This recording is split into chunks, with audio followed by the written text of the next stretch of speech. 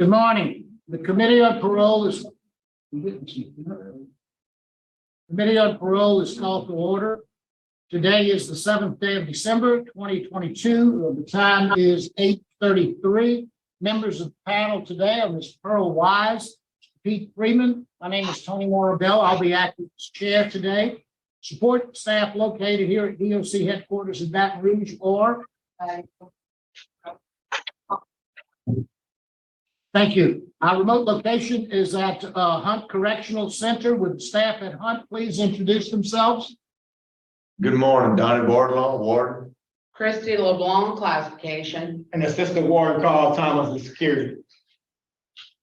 Thank you very much.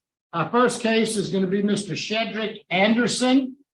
Mr. Anderson, would you please give us your full name and your DOC number? It's Shedrick Anderson, 358005. Thank you, Mr. Anderson. Let me explain our process to you. I'm going to first read some information into the record, and then the board is going to conduct a parole interview with you. At the appropriate time, we'll allow the participants who've indicated they wish to speak to have their input. Your nephew, Curtis Anderson, is here to speak through Zoom on your behalf. In opposition, we have Mr. Randy Meyer, who is the Assistant District Attorney out of Jefferson Parish. At the end, you'll be allowed to make a brief statement before the board votes. Do you understand our process, sir? Yes, sir. This is the matter of Shedrick Anderson, DOC number 358005. Mr. Anderson's date of birth is May the 2nd, 1969. He is a third felony offender with a parole eligibility date of February the 22nd of 2021, an adjusted good time date of February the 27th of 2023, and a full term date of March the 2nd of 2034.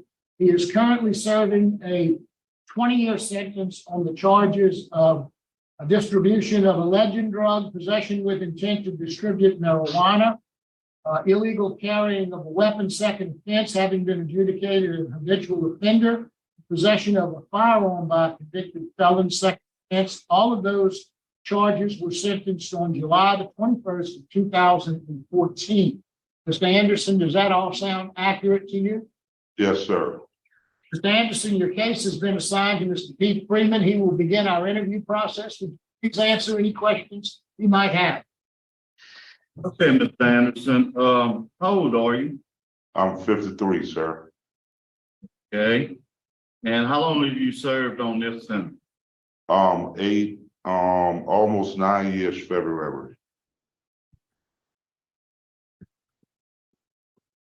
Okay.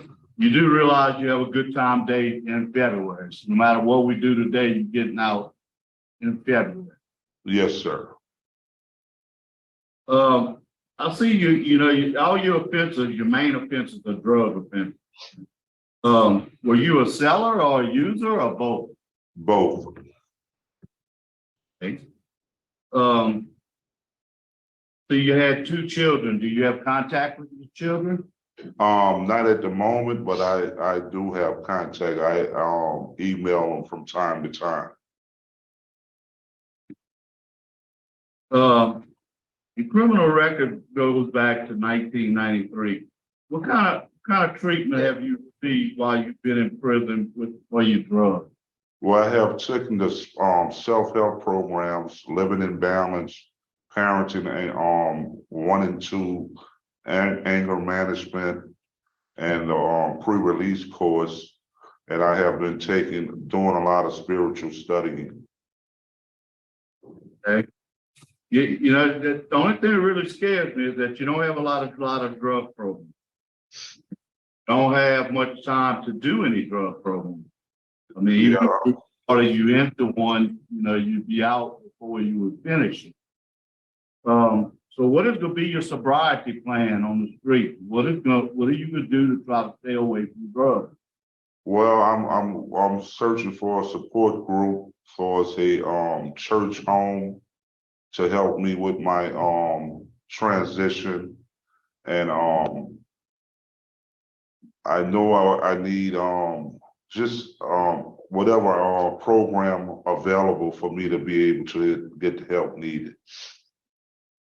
through mental health and the church family.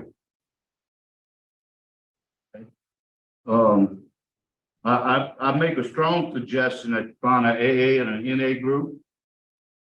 And you get a sponsor. Yes, sir. Like I say, I mean, it scares me, but I mean, we don't have time to do anything at this point with your case. Since, you know, your outdates within 2 months. Why are you on limited duty? What's your health problem? Well, I have 3 hernias. I have a laceration on my right leg and a weight issue I've been battling at the moment right now, also that put me wheelchair bound. I have sleep apnea, where I sleep with a CPAP. So it's hard for me to walk certain amount of distance. I've seen you taking a good bit of classes, not a whole lot lately. Are you currently enrolled in any classes?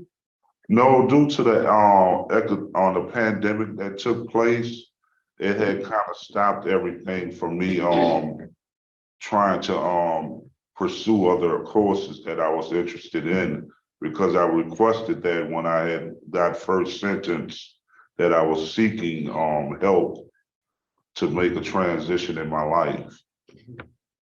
So during the time frame of now and what took place, I took everything that was available for me to take.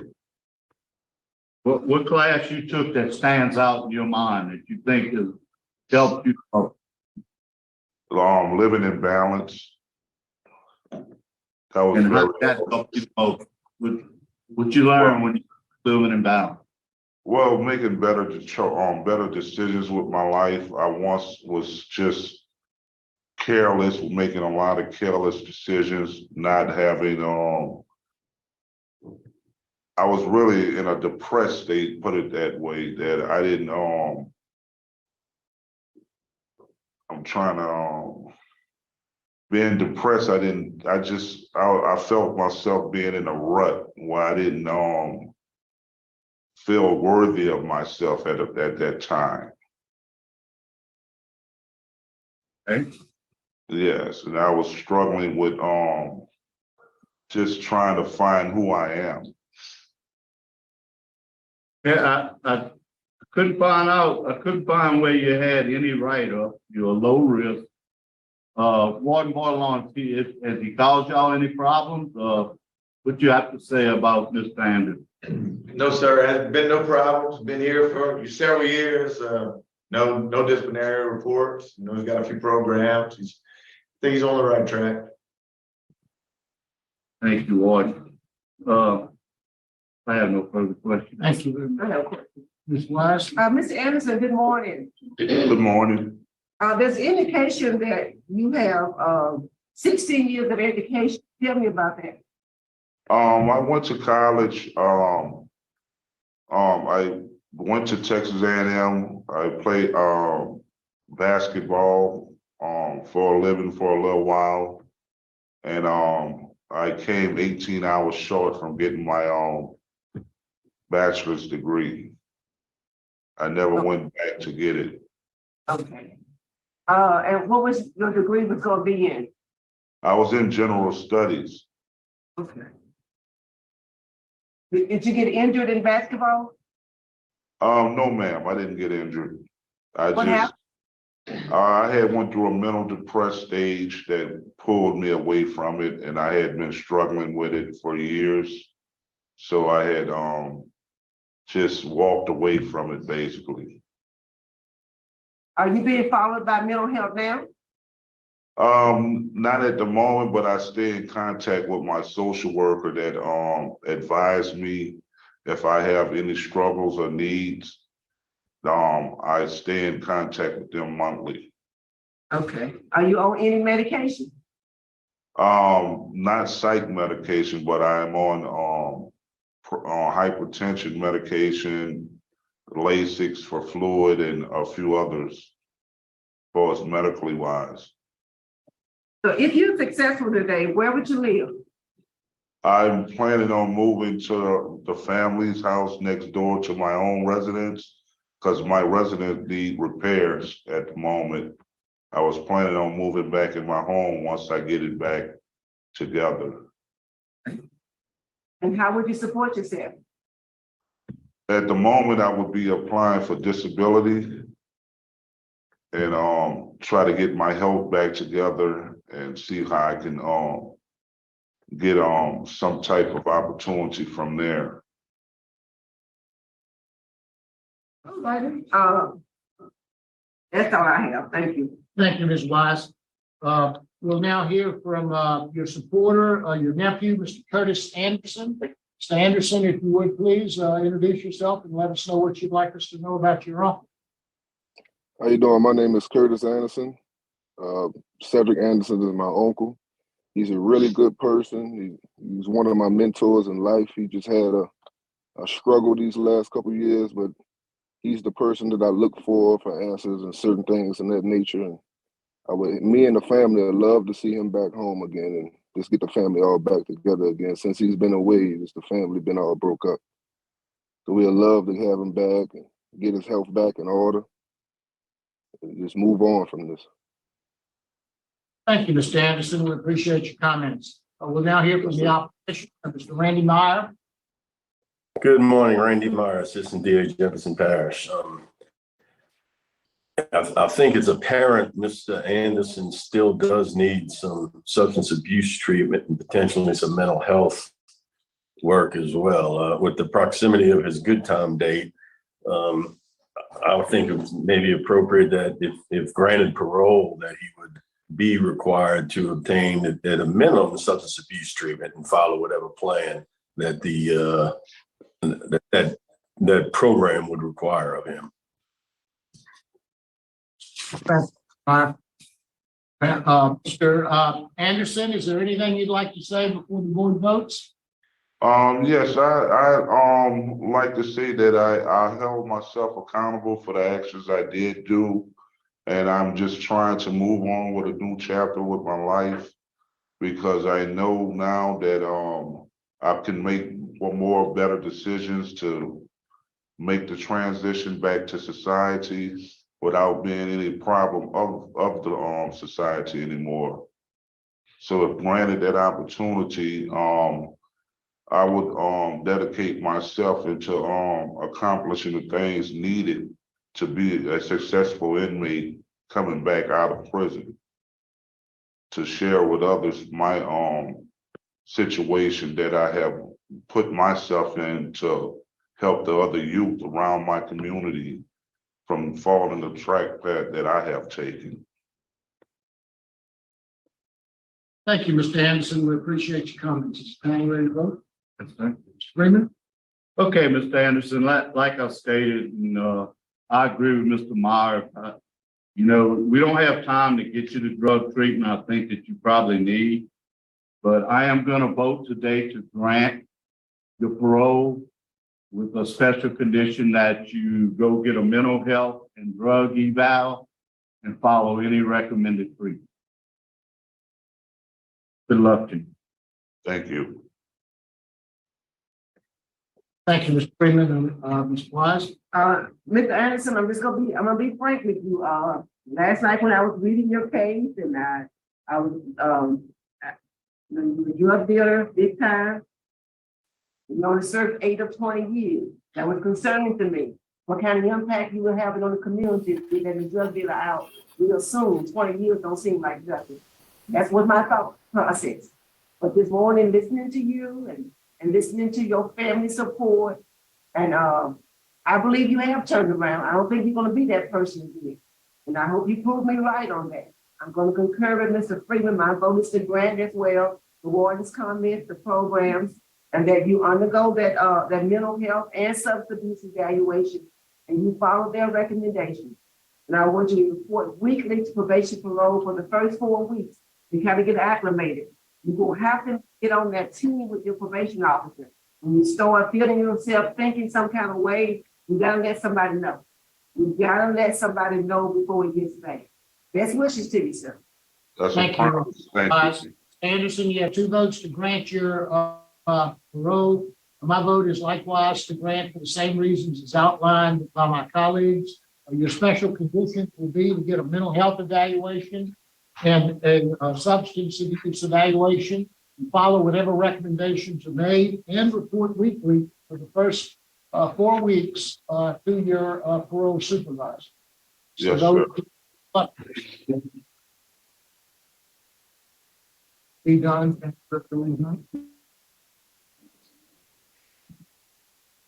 All right. Excuse me, I have a question.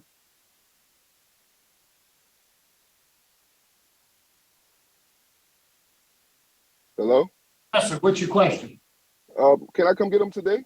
Can I come get them now? Oh, okay.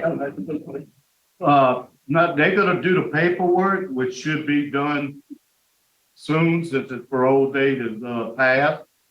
And, probably in either tomorrow or the next day. All right, thank y'all. Really appreciate you.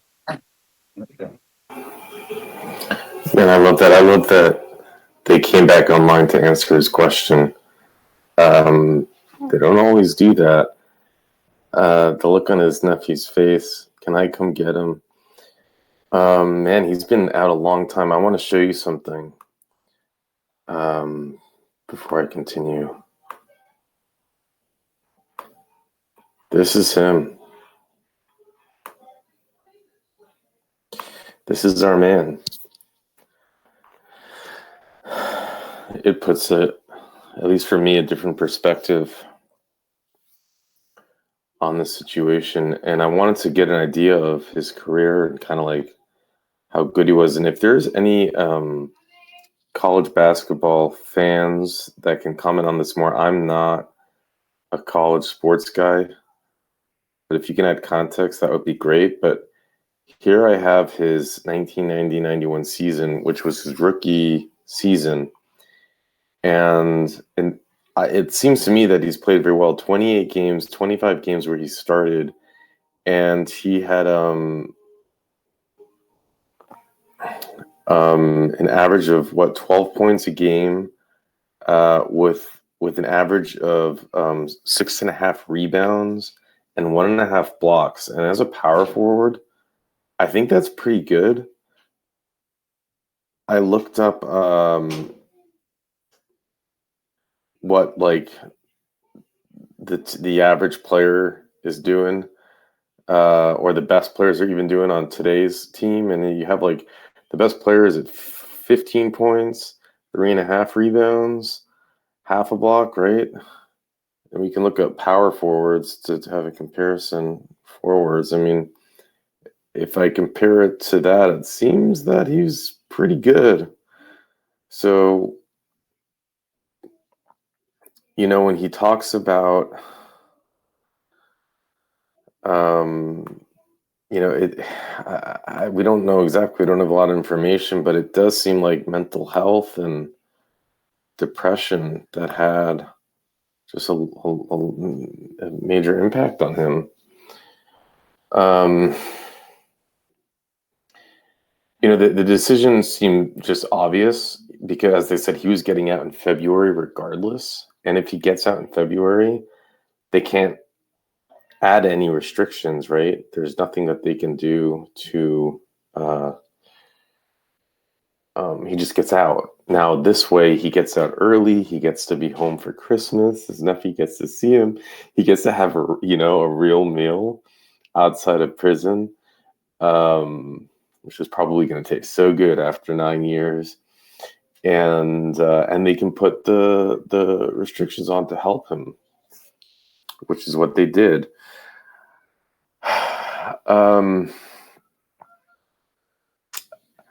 You know, it's interesting that they didn't ask for him to, maybe he's just not ready, but for someone like that to be able to talk to the community and to talk to kids in sports would probably be such a big help for those kids. You know, it seems that he had so much going for him. It's a good school and he was playing well. But, you know, mental health is a real thing. If that's what it was, that's what it seemed like to me.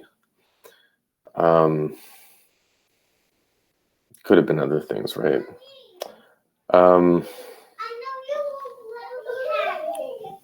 Sorry for the noise backgrounds. But yeah, I'd love to hear your thoughts, love to hear your comments on this. And